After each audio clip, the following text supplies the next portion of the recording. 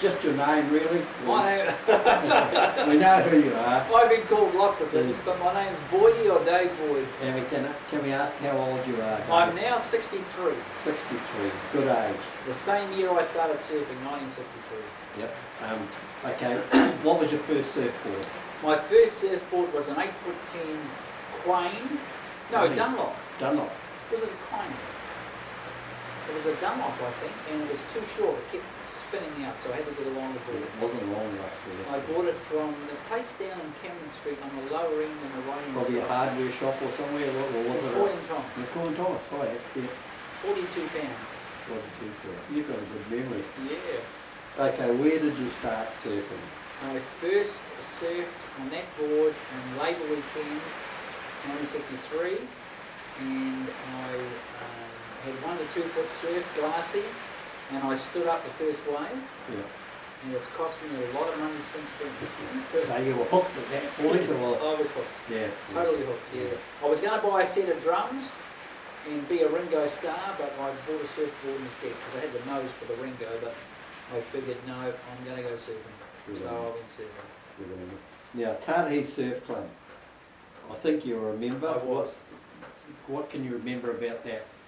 Oh, mate, it's probably better not to remember. Were you one of the ones that hooked? Yeah, I was one of the ones that helped destroy the odd haul. Yeah, at the socials. Yeah, the socials. Yeah. It was a good club, and there were some good mentors that we didn't follow, the likes of Tui Wordley, you know, but we were the young wild kids that sort of came in, I suppose you could say. Yeah. So did you go to that social at Old Boys Club rooms? Yeah, we watched that with and someone stole a keg, the yachty stole a keg, but they got it back. And were you at the Onerahi one where they had one at Onerahi, and there was the cops closed that one down because someone did some damage somewhere? Yeah, I probably was, and that may have been me. No. I don't know.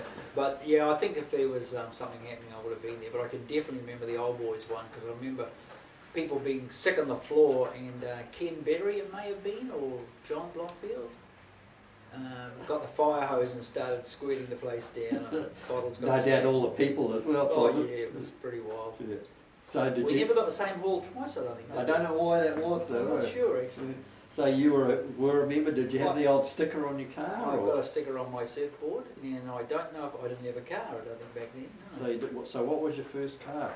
My first car was a 1952 dark blue Ford Prefect, the ones that like to fall over on corners. Yes, yeah.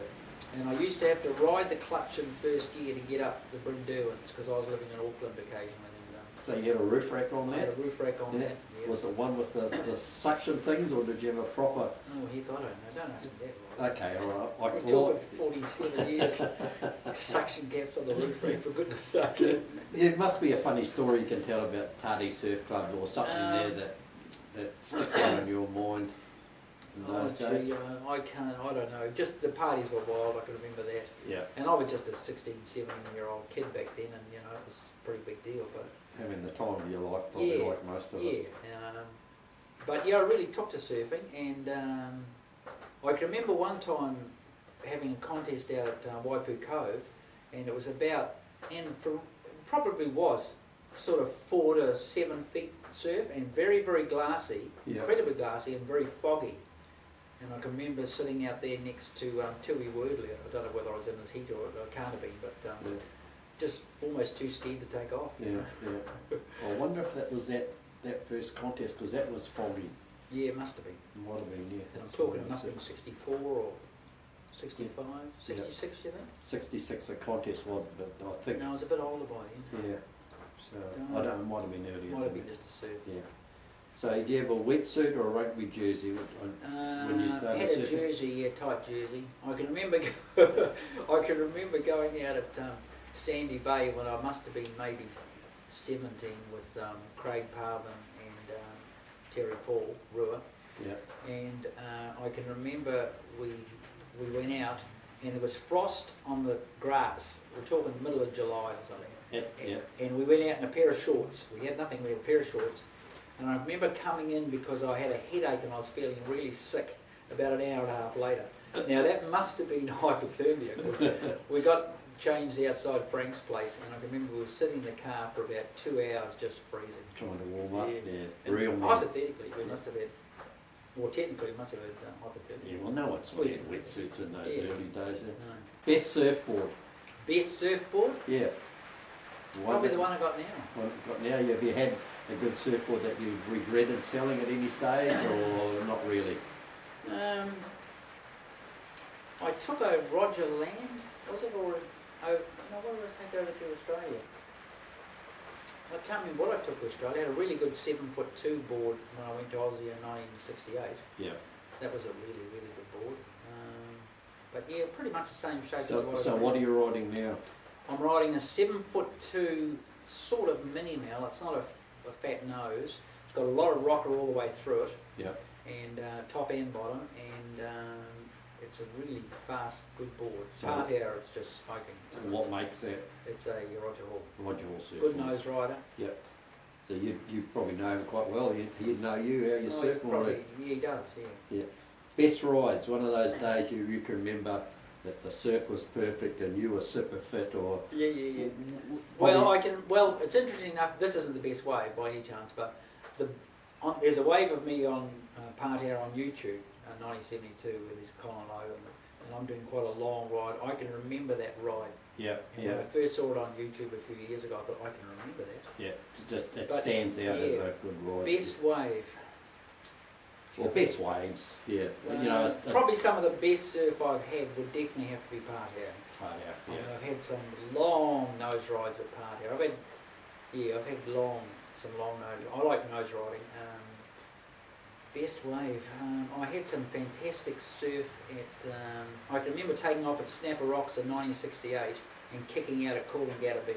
Yeah. And that was not the super bank. That was doing all 3 bays and just getting across Green Mountain Point. That's a long way. That's a long ride, and feeling my legs were tired by the time I got into halfway through Green Mountain Point onto the beach here. But that was some of my best surf. So did you go shippies much when you were in younger days, or?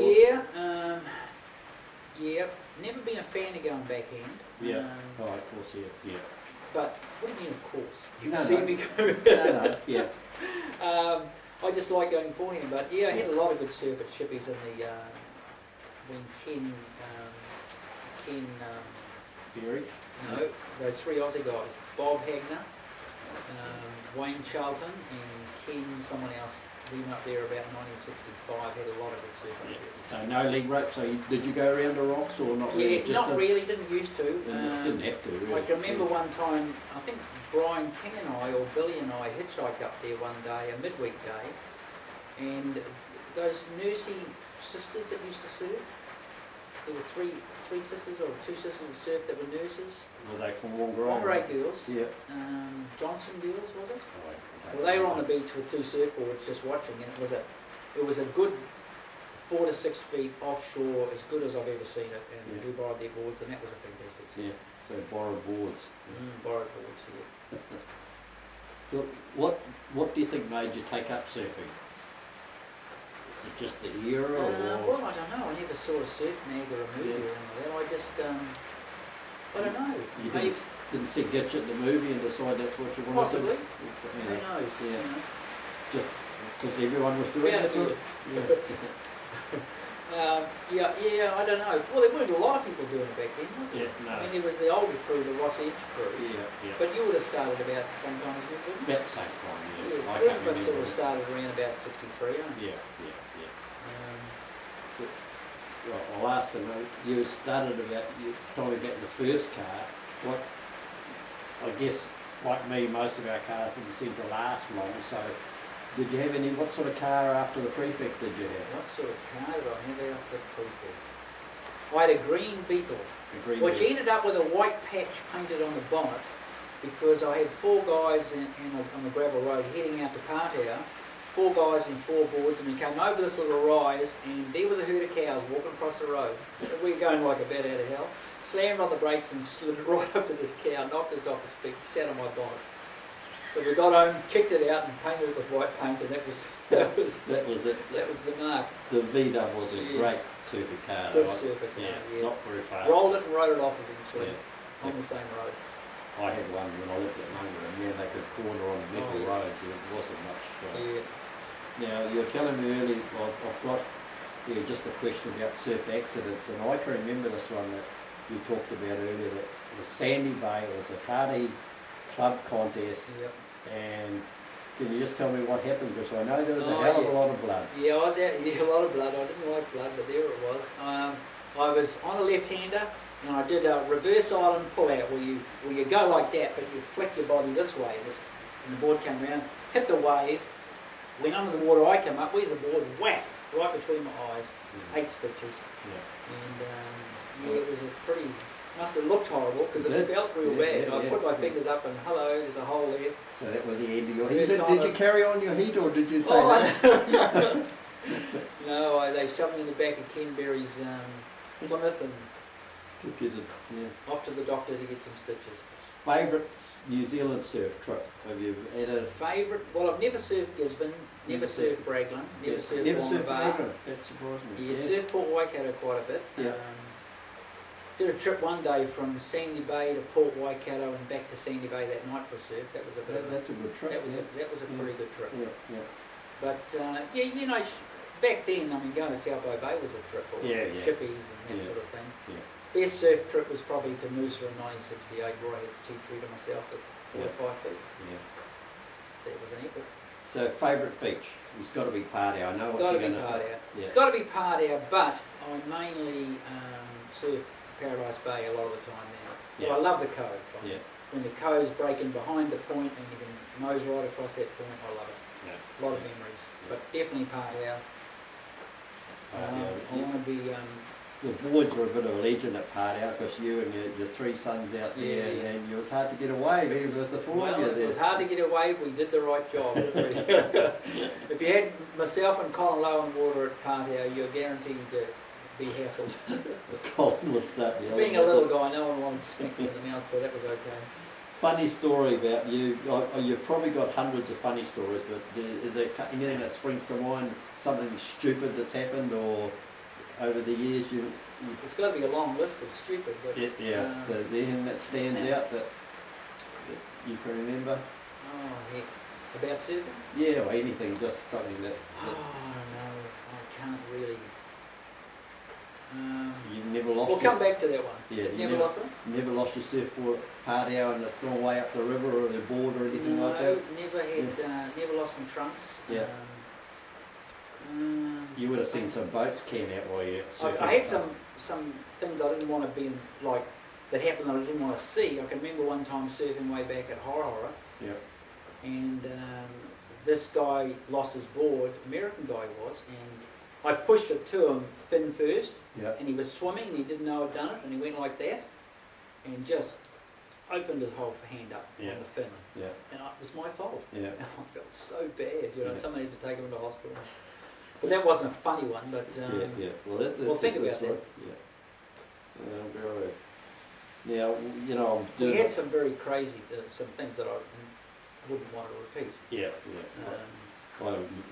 Something that springs to mind was Drew Campy's car. I know he had an old Holden, and he'd say, "Oh, do you want to come to the beach?" And I'd try and figure out if it was a metal road beach or a tar seal beach, because you could see the ground and it had so much dust coming on it. There's no way you wanted to go on a metal road in his car. It was just a shocker, absolute shocker. I can remember, and you might have been involved in this, or another particular one, coming back from Whanganaki in once again, probably Ken Berry's car, or this might have been Billy Player's car, but stopping at Hekarangi and getting a whole lot of eggs and yogurt, and waiting for the other guys to come through and just pelting the heck out of their cars with eggs and yogurt. Yeah, that's the sort of thing you did, though. Yeah, riding in Whangarei looking like a mess. Or, and I don't know whether I was in the car when this happened. I sort of have vague memories of it when, I think it was Dak's car pulled up at the lights at Bank Street. He had a big old 40, what was that car? Big black... Chevy or Plymouth or Straight 8, no, Buick. Buick, yeah. And I think it was his car. He slammed on the brakes at the Bank Street lights, and the rack came off with all the surfboards on, big old boards, slid right across the road and nearly went through the window at Mallett's. You know.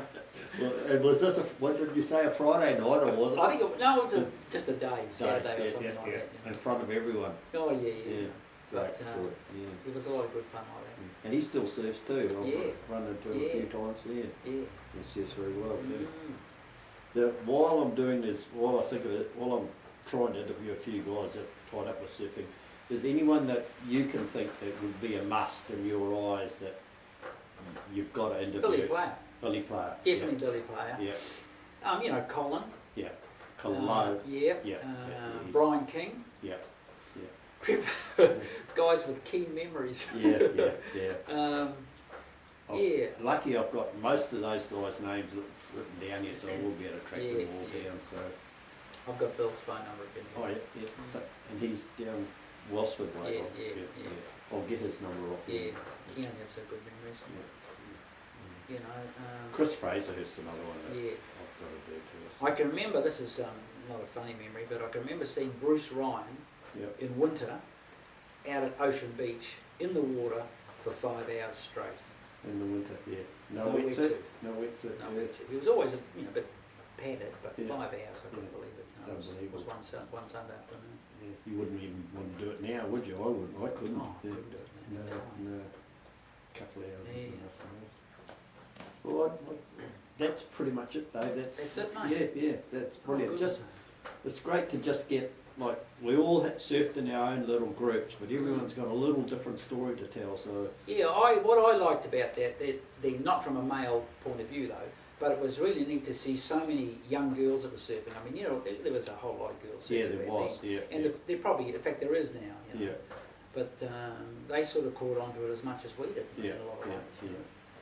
But still, there was a lot of rivalry between us and Surf Syndicate. I can remember. Embarrassing moments. I can remember surfing at Waipu Cove on a Saturday, reasonably crowded, and Wayne Parks and Taff Kennings and Dave Carter and Jim Carney and Joyce Hoffman turned up. And that must have been about 1966, I suppose. And this was our beach, Waipu Cove. So dropping in was not a problem. But I can remember one time I was nose riding thinking I'm doing all right, and the next minute from behind me, push, and it was Joyce Hoffman, world's woman champion surfer. So that was sort of quite an honour. So you think she was doing a tour of New Zealand at that stage? Yeah, she was with Wayne. Yeah. That would have been an honour. What is it? You didn't want to turn around and punch her or anything? No, well I never punched anyone. I'm not an aggressive person. No. But, I have done my share of dropping in, and I apologise. But when it's your home beach party, you sort of have a bit of a right. And family members, you're allowed to. That's what I used to tell Simon and my daughter anyway. But I would if I dropped in, and I'd usually have the next wave, I'd say, blah blah blah. There's aggressive dropping in where it's really aggro, and there's just selfish, dropping in, and I was probably more of a selfish dropping in. It's pretty good nowadays, so I haven't had much problem. I don't think you. Well, I was out at Currumbin about a month ago, and there was about 35 guys in the water. It was only sort of 2 to 3 feet, but everyone was very courteous. And I said to this young kid, I said, I can't believe how courteous you guys are. He said, what do you mean? I said, well, if I was here 40 years ago, you dropped in on someone, you get a smack in the mouth. He said, we'll go down and snap a rock. She'll get a smack in the mouth if you drop in and not anyone there. It's a totally different atmosphere. That hasn't really come here so much as... Well, I can remember a fist fight between Colin and Titch Williams out at Ocean Beach one day. But they were like-minded personalities. And no one wanted to back down or something. Both good surfers, so it didn't happen. But no, it's been, for me, it's been nearly 47 years. And I've thoroughly enjoyed it. Skin's paying for it now, but hey, it's hard. You're like me. It's hard to say why you do it, but I think it's just the thrill of catching that ride and thinking, man, I've done a good ride, and I'm really totally happy addictive. I was talking to Ryan about it on the weekend. He gets a lot of surf, and I said, how long do you go without a surf? He said, not long. I said, it's addictive, eh? He said, yeah, it is. He's a brilliant surfer too. He's a very good surfer. But no matter how good a wave you get, the next day you're looking for another one. Yeah, yeah. And so that, can be a bit of a problem for some people. That's brilliant. All right, Dave, that was fantastic. I appreciate you giving me the time of day. It was a pleasure, Laurie. Yeah. Pity I couldn't remember some of the stuff.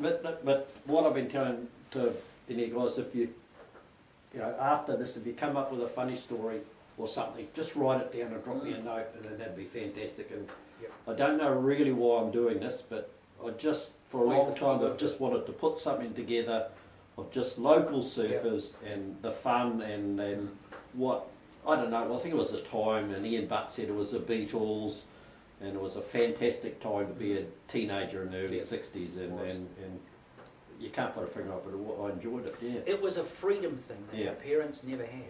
No, that's right. And it was footloose, it was fancy free, it was freedom, it was back to nature, it was, People didn't lock their houses. That's the sort of a time it was, and people can't believe that now.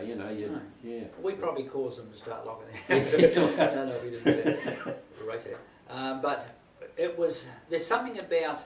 I mean, I do a lot of fishing as well. Yeah. And I've been through some stuff in my life. And, but when you get out in the water, whether it's fishing or surfing, you just forget about it. It's gone. It's gone. It's like you've had a glass of wine when you get home. It's probably like going to a psychiatrist. Let's face something like that. Well, it's incredibly therapeutic. Yeah, it's got to be. It washes your sinuses out, and it's a really healthy thing, and it's a good workout. And I think it's you've fantastic. hit the nail on the head there. Yeah, and I think you should put that in here. Yeah, It is. I think that it's. I think the generation that never surfed and missed out on surfing really missed something. Yeah. I mean, we're going to pay for it with our skin, perhaps. I mean, I am, Yeah. and but I wouldn't give it up for anything. Well, I think when you're over 60s and you're excited to get up in the morning and go for a wave, and you feel like a 16-year-old, 15-year-old, that's how I feel. And well, especially if you catch a good wave, and some kids paddling out's about 15 say, man, that was a good ride. You grow another 6 feet and you feel good. So. Well, I was up at Rarawa last Christmas, and John and Mary Ralph, who are my age, and we've been surfing together for, I don't know, 1,000 years. And we were on this break, and it was okay, but there was a better break about 40 metres down where there was about 6 young kids, like 18-year-olds, girls and guys. Yeah. And I said, I'm going to go and give that a shot. I paddled down there, and the grey hair and all that sort of stuff, and paddling towards this young girl, and I said, oh, Grandpa's arrived now. And then John and Mary started to paddle over before I caught my first wave. I said, and now Grandma and Grandpa are here. And she sort of laughed and thought, oh yeah. Anyway, I went to catch my first wave, and 2 of these guys went to drop in on me. Yeah. And I thought, what? And I caught my wave, and they dropped in. Yeah. And I thought, okay, I can play that. But anyway, my next wave I caught was a fantastic wave. Just had a good wave, and I surfed it well. And they stopped. They didn't do any more of that, And that's the neat thing about being old, is that A, they're not going to punch your lights out, but if you can surf reasonably well, they'll give you the space, Yeah. And I think they think, well, man, I hope I can do that when I'm that age, and I think that does come through. So. When you and I were surfing, Tui was, let's say we were 16, Tui might have been 21. Yeah. And he was an old guy. Yeah. We thought he was old, Yeah. So I just think what a fantastic thing for young kids now to be. 30. I've surfed with 12 and 13-year-old kids, and we're all having a good time. It's like we're level.